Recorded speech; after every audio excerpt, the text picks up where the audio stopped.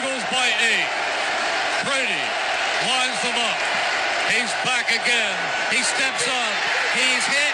He stumbles. He is throwing it deep for the end zone, and it is batted around and incomplete. And the game is over. The game is over. The Philadelphia Eagles are Super Bowl champions. Eagles fans everywhere, this is for you. Let the celebration begin. Aloha and hello out there, everybody. What's going on? This is Miho from the Too Close to Call podcast, joined as always by my co-host Pags, and this is the Road to Victory podcast, where we have finally had some big-time news drop to talk to you guys about. Carson is locked up for not 1, not 2, not 3, not 4. Hitting them with the LeBron. 6 more years, baby. They add an additional 4 years to Carson's contract, give him $128 million with over 107 guaranteed to just eclipse Russell Wilson's mark of 107 that was set, maybe 5 weeks ago. This is the nature of sports right now, man. It's like, up the next guy, okay. And I'm sure in a couple weeks, because now that the Cowboys see this, Dak's going to probably get a little bit more than Carson. All right, so let's dive into that. That was one of the avenues I wanted to discuss on the pod, so good work by you. 2 gentlemen I wanted to discuss, Dak Prescott as well as Jared Goff. Over under Carson's number for both of them, and why? They're both going to get paid more. Oh, baby, hot take. Just because what I just said. They always go up. No one ever gets less. Well, you've got to be the top guy to get more. So you're saying you think these people are worth more, or they're just going to get more due to the nature of the business? I think Jared Goff deserves more just because of his layout so far. He's been healthy. He has 2 years of playoff teams. He's a product of McVay. He sucked with Fisher. What are you talking about? I'm not the biggest Jared Goff fan, but based off of what I see, Jared Goff is going to get paid more, and Jerry Jones is just going to fucking pay Dak more because he's Jerry Jones, and Dak's going to be like, I've won 2 out of 3 NFC East.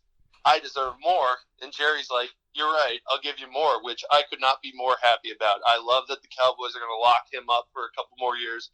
I will take seeing Dak Prescott twice a year rather than going to get somebody else. I disagree with you on Dak. I think Goff is going to get more because they have the exact same agent. They went 1-2. Goff has played in a Super Bowl, won an NFC title on the road. He stayed healthy. Yes, there's the counter argument to which I made where anybody under McVay could do something similar, and Goff doesn't even know which coast that the sun rises and sets on. So how can you give this guy $30 million a year? I agree with that. So, the guy's an idiot. Oh, man. So you're going to, plug 150 into that? We'll see. But I think he will get more because he stayed healthy and played. Dak's an interesting one, man, because when you visually watch them, similar to baseball, like Wentz throws 95, Dak throws 92. It just, he doesn't have the pro day skills or the combine skills that jump off the page. It's the reason he was a 4th round pick.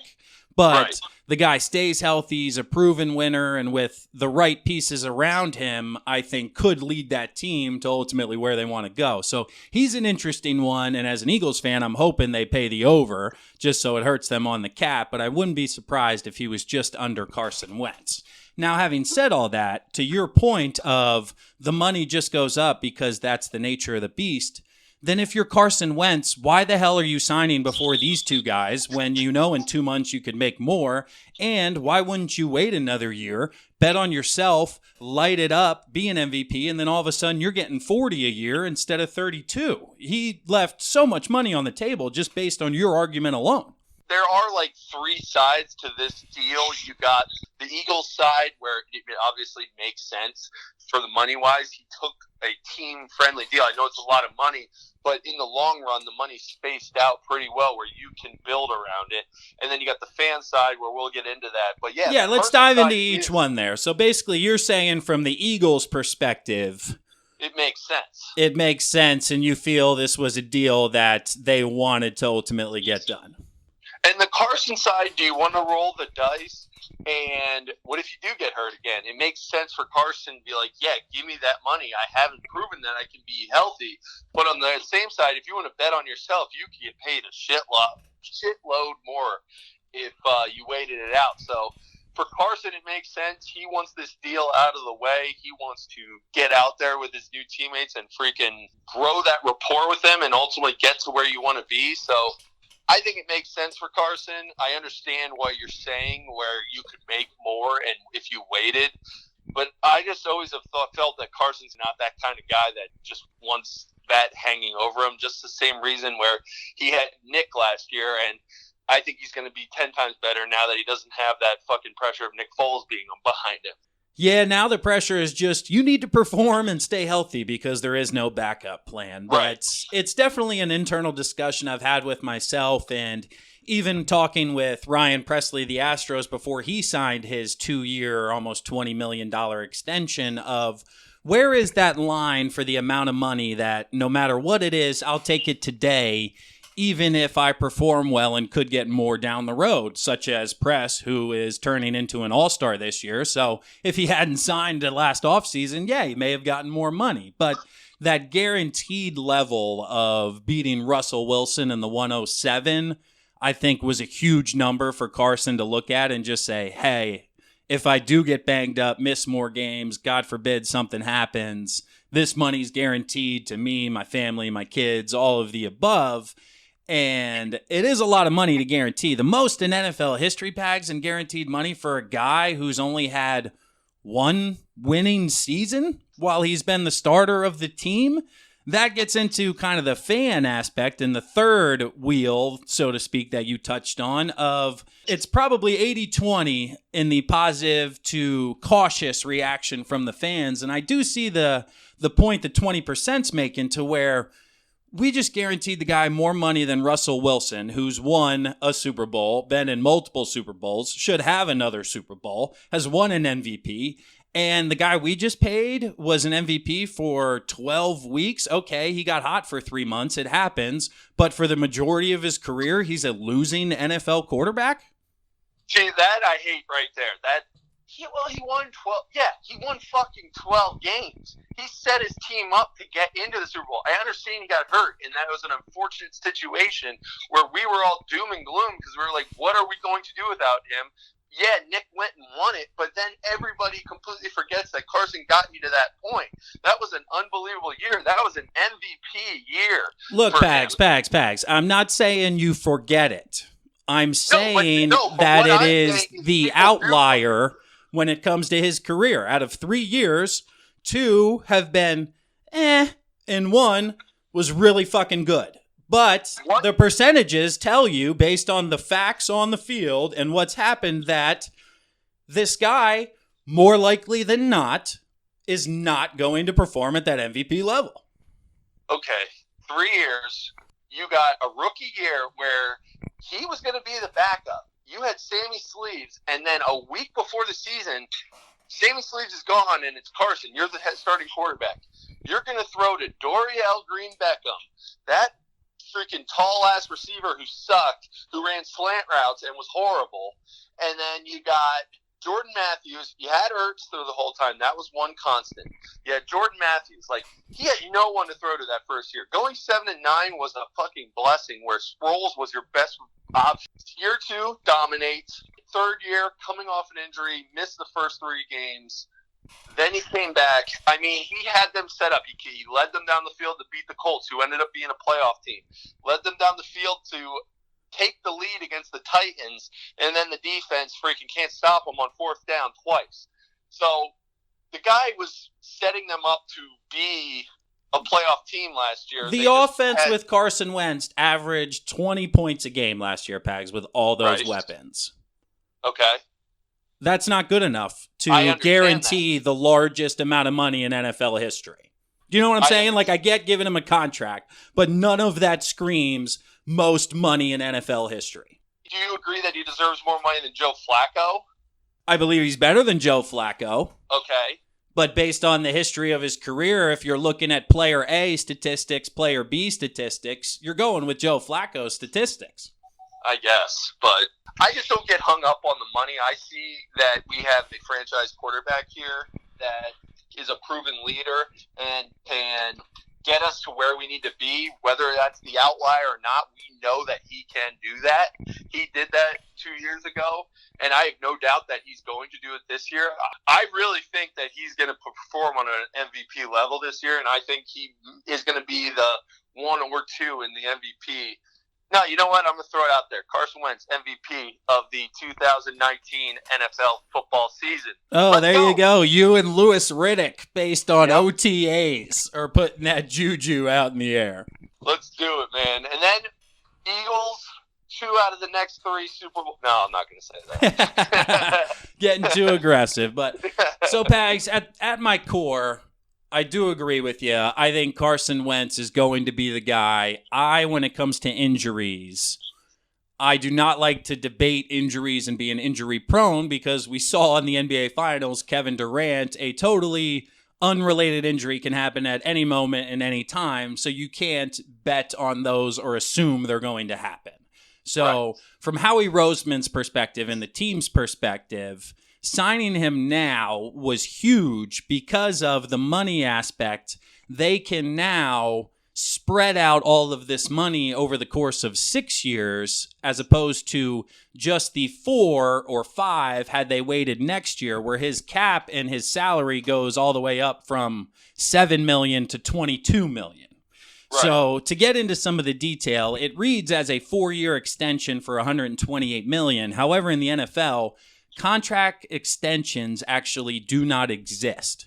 What they have to do is rewrite the entire contract. So they basically keep the first 2 years as the exact same and write the next 4 into it, which is why they report it as an extension. However, this actually breaks down now to a 6-year, I think $155 or $56 million deal, which then averages about $26 million as opposed to the $32 over the last 4 years, which takes Carson's average annual value from, I think, 4th down to 7th or 8th, which based on some of the con arguments puts him right where he should be, in line with quarterbacks in the NFL.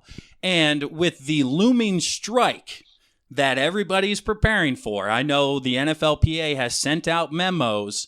Be ready for a work stoppage after this agreement comes in the 10 years similar to 2011.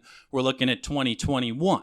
So nobody knows where the salary cap is going to be, and everybody predicts that it is going to elevate and escalate quickly due to some of the money these other sports are making and the revenue that the NFL makes, way more than those.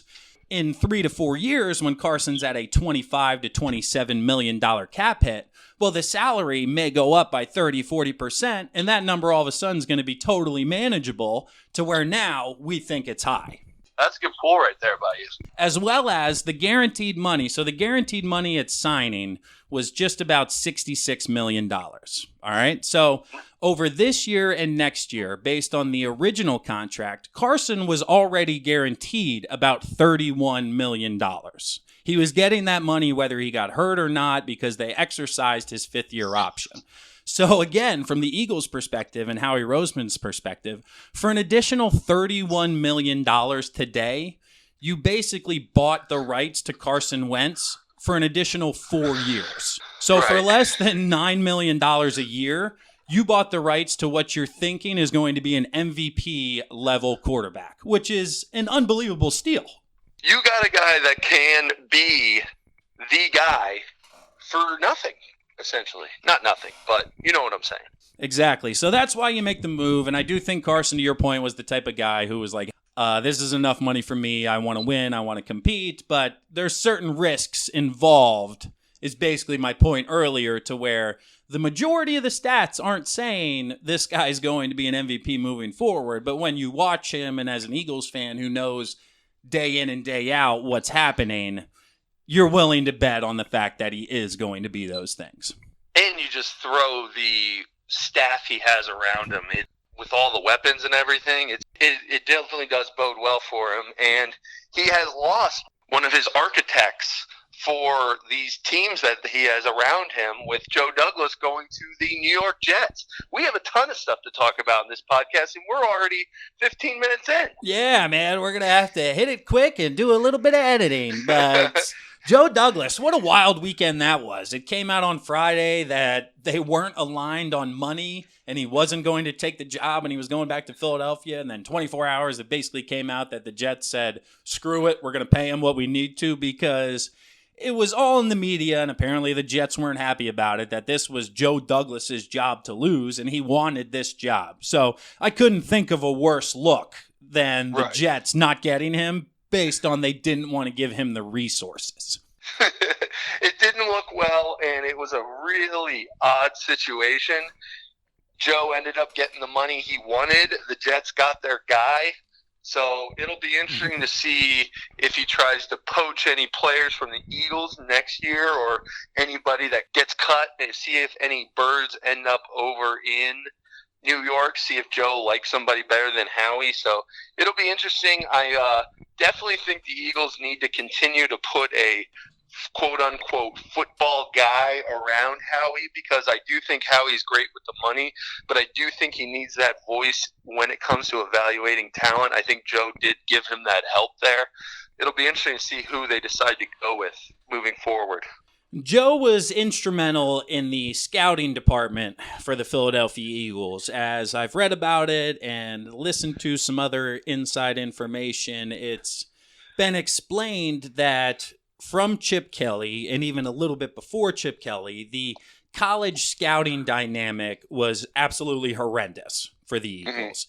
And now they actually have one of the largest scouting departments and put the most amount of money into the scouting department as any team in the NFL, which is a credit to Jeffrey Lurie for looking at Joe Douglas and basically saying, hey, anything you need to put a winning team on the field and make sure we get the guys, I'm willing to provide you the resources. And that was the holdup with the Jets that came out, was he wanted to expand and improve the scouting, and they didn't want to put all that money into it because they're like, holy shit, that's a lot of money, Joe. Like, people, resources, and he's basically like, if you want to win, this is what you need to do. And it's the evolution and continuation of analytics and sabermetrics and things like that.